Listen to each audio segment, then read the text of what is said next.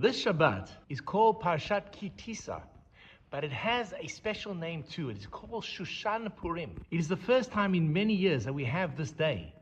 In fact, the next time Shabbat Shushan Purim will happen is in 20 years' time, in the year 2045. So what message are we supposed to take from Shushan Purim? If you notice, something's very strange about this festival of Purim. On the one hand, every community in the world celebrates Purim on the 14th, except for Jerusalem and Tzfat, and maybe one or two others that celebrate it on the 15th. So what's going on over here? And what is the nature of this day called Shushan Purim? When you open up the Megillah, it seems very clear that it was a 2-day celebration. That the decree of Haman was for the 13th of Adar to kill all the Jews. The Jews won and celebrated on the 14th. Esther, in chapter 9, goes to King Achashverosh and asks for another day in order to finish up the Hamanite enemies in Shushan. So in reality, only in Shushan was there a need for an extra day and therefore extra celebration. The Jews celebrate on the 14th. But here's something that's quite incredible. The Jews around the world celebrated their victory on the 14th, as we do today. But those Jews who lived in Shushan had to wait an extra 24 hours. And the rabbis post the events stipulated that how can Shushan be a more important city than Yerushalayim? And therefore designated that any city that was a walled city from the days of Joshua would now celebrate Purim on the 15th. The reason was to elevate the stature of Jerusalem. And this is the origin of Shushan Purim. But what about us Jews who keep Purim on the 14th? What are we supposed to do on the 15th of Shushan Purim? There's no obligation for us. There's no mitzvah or mere mitzvot that we have to observe. There's just one thing. No tachanun. No tachanun is a supplication prayer that is recited every single day, asking Hashem to forgive us for our sins. Begging when we've done something wrong. The only time that this prayer is cancelled is for a holiday or the day after a holiday, when we're still in the mood.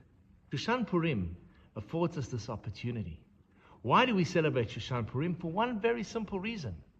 We don't say Tachanun because there are Jews that are celebrating the victory and the miracle of their survival. And that's good enough.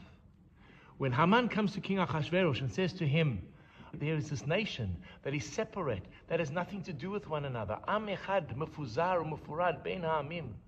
King Achashverosh hands over his signet ring to allow for the murder of the Jewish people.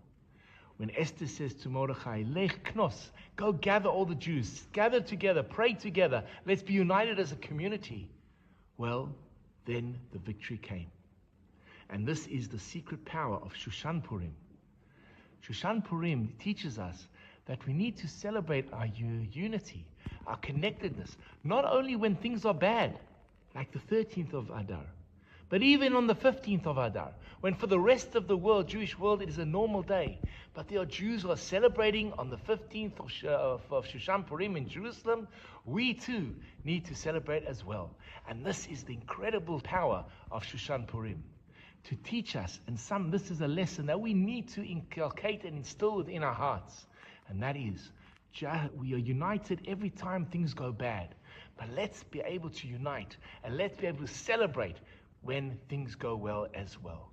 And what a powerful message on this Shabbat, Ki Tisa, Shabbat of Shushan Purim, when for the rest of the Jewish world, it is a regular Shabbat.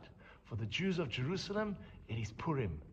We celebrate with them because their joy is our joy too. And let us take this message and go forward with it.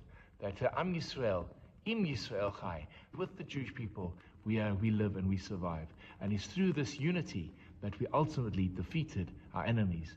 And Bayamim Ahem Bizman Hazeh, in those days of Purim and in our days, it will be the unity of the Jewish people that will defeat our enemies. So let the Shushan Purim be the catalyst to be able to celebrate the successes and the victories of our fellow Jews, even if for ourselves it's just a regular Shabbat. Shabbat Shalom. Hi, this is Rabbi Lewin. If you've enjoyed the content of the sermons and the ideas that have been expressed in the YouTube video, please hit that first subscription button and notification bell and share the videos with friends. We'd love to grow the channel and love to engage with you. Please share your comments in the section below. I'd love to hear from you.